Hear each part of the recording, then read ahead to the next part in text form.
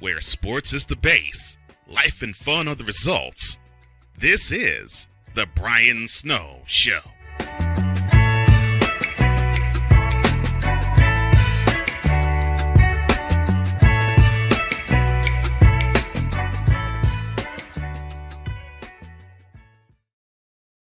Welcome back to the Brian Snow Show. That pretty lady that you see on the screen will be in here in studio in just a moment. So I want to tell you a little bit about her, and I can say it in one sentence.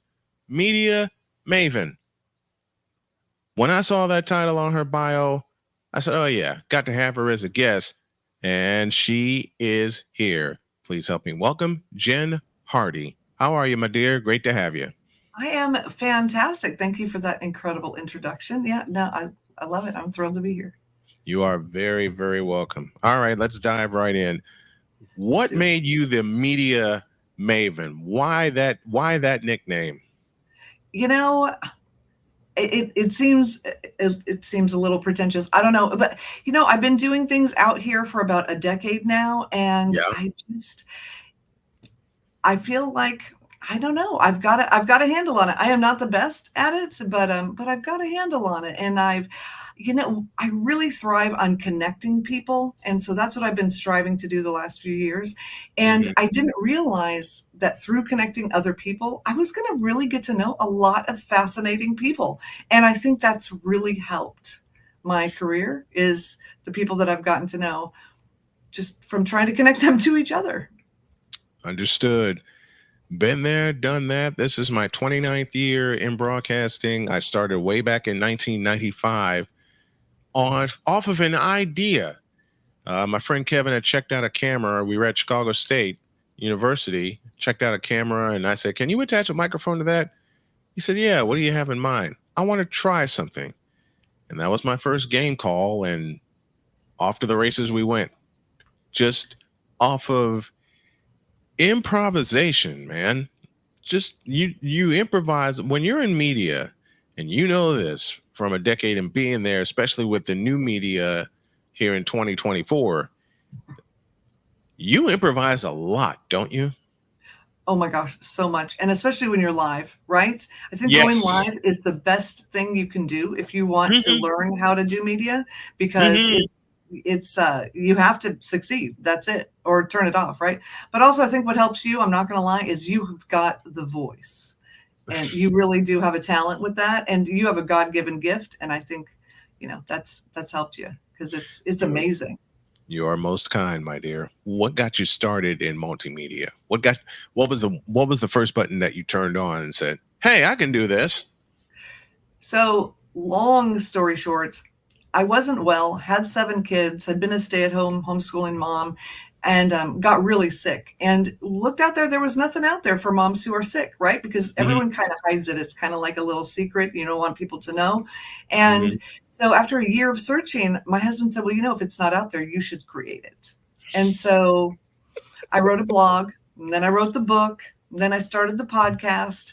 And then I thought, well, if I'm going to do this, I really need to know how to do it right. I started creating websites and doing all this stuff. And I feel like I should have a couple of college degrees by now with what I've learned.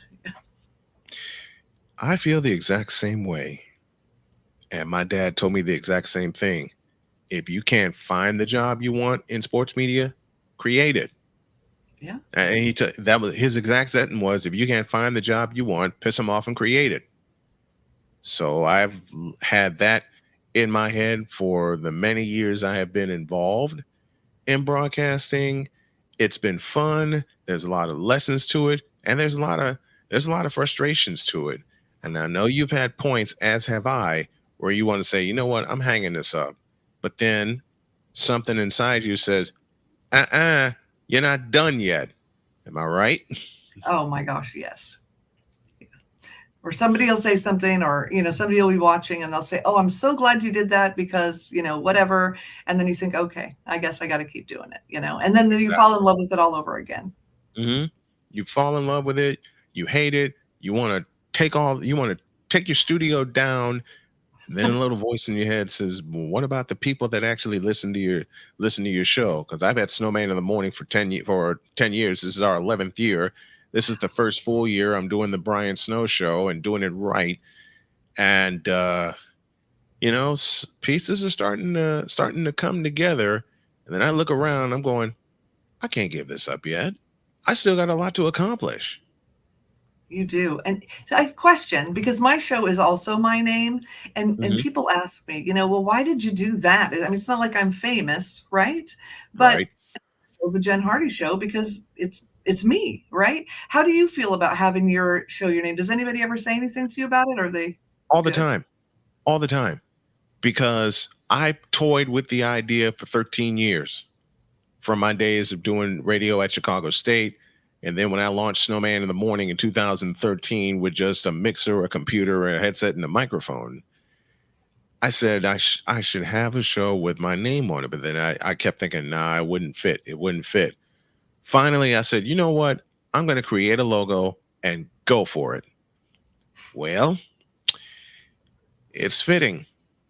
And it's getting better because my buddy Cole Johnson, who is my executive producer, created the intro and created the original logo. I gave it a touch up, and now it's like it's out there now. Yeah, I have to do this. It's out there now. Don't you get that feeling with the Jen Hardy show because you finally said, "Let me try it," and once you try it, you're like, "Okay, this is now an experiment. I have to tinker with it. I got to make it better." Don't you get that feeling also? I do. Well, and so for me, I kind of fell into it because I had this podcast. I've been podcasting for almost 8 years now, and everyone said, put your podcast on YouTube. And I thought, I don't want to be on video. That's not what I want to do. Although I Right. record all of my podcast episodes in video, I have a lot of them, and You, so I you know thought, I'm gonna be hooked listening to him, right? I'm telling you right now, I'm gonna find it, and I'm gonna be hooked listening to it. All right, I'm just well, just saying. I'll tell you what, well, the thing with my channel is if you subscribe to my channel, you will see me all day long. And the reason is because when I brought my podcast over, I just brought one episode that people fell in love with, and it's got like almost 150,000 views because Judge Boyd, people love her. But Right. also, I thought, why doesn't anyone stand in the shower with the little shower nozzle and say shower thoughts in the shower? Right? Hmm. I thought it would be fun. So Yeah. I made a little robe with a bunch of rhinestones on it because bling is my thing. And I stood there and I batched out 100 of them and I started putting them up 3 a day. Do you know I had 500,000 views in 3 months on YouTube? Wow. Because people loved it. And so then I was like, okay, I guess this is a thing. We now do video. I put my name on it. And once your name is on it, though, you have to make it succeed. There's I no going may back. I may be picking your brain and getting some help because we have a very dear friend in common. Why is El Jefe, the Yeah. host and creator of the Stuck in My Mind podcast? He has taught me a lot. Cole Johnson has taught me a lot. I definitely want to learn more from you to get the viewership that I want and need. And especially tonight, since I got the Indiana Fever basketball game against the Las Vegas Aces, and people seem to love when I do play by play. But you're right. When you put your name on it, you can't let it go. No. When you start something, especially in media, you can't let it go because someone else will pick it up and run with it. And then you'll regret it because it was your idea and you let it go. And like we said earlier, there are so many times you're like, you know what? I can't do this. But then a little voice in your head says, yes, you can. Do you fight with that often? Less and less, but that little voice that says, "Who do you think you are?" From the past, from other people saying it to me, when I wanted to do things before, I hear that voice. But I'm aware of the self-talk now.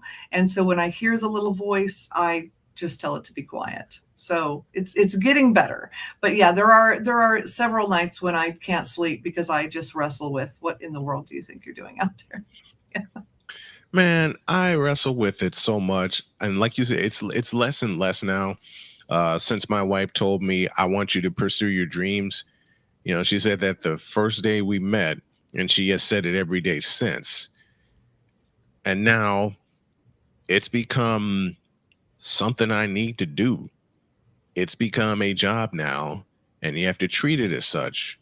And I haven't, especially since my cancer surgery, losing my big toe to amputation, something wrong with my kidney, which is getting better, and I'm getting better. Now I am an entrepreneur, and I got to dive into this stuff and make everything. I got to make everything successful. So whomever I got to talk to, you or Wise or Cole or anyone else that'll help get my viewership up, I'm all for it. I'm ready to be trained now in doing this. And I know the first thing is going to be consistency. That I know. And with all the guests that I have scheduled, I decided not to do like full shows. I just decided to do the interviews until I get a chance to piece everything together in January, when I can run these again. But when you started your show and you started Shower Thoughts and Voices of Justice, I beg your pardon, what went through your head when you did that first one?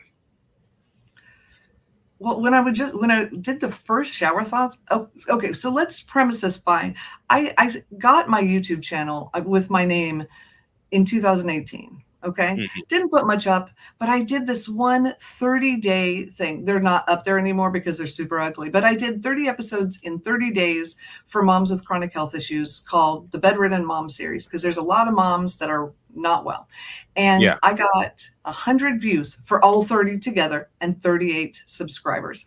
And I had worked my tail off doing that. It was so hard. And I thought, okay, when I started doing the Shower Thoughts, I still had those same 38 subscribers, and no one ever watched my stuff. So I was more doing it for me. I thought it'll just be fun. Everyone else said it was a dumb idea. So I'm like, I'll just do it and have a good time. Mm-hmm. I didn't expect it to take off like it did. I really didn't. And I didn't realize how many people love Judge Boyd. And I happened to put those two things up at the same time. And they're very different audiences. And I tried splitting my channel. Do not do that. Not a good idea. It's all together. So I just call it a variety show. And now I interview judges, but I interviewed a truck driver last week, and he had a fascinating story. I just like talking to people. And now it's an excuse to talk to all different kinds of people. And I'm loving it. But yeah, when I started, I did not think it was going to take off like this. She is the multimedia maven. She is Jen Hardy, and I'd like to call you a very dear friend now, since you've appeared on my show, and we were talking beforehand and through this interview. And my dear, I would love to have you back on as many times as you want to come on. You've been fabulous. Thank you very much. I appreciate you coming on today. Appreciate you too. Yeah, you got to come on mine now. Done. You tell me when, and I'm there. Done. I was going to ask, but you just threw the invite at me. Done.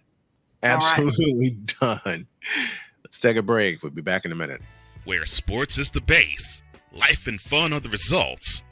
This is the Brian Snow Show.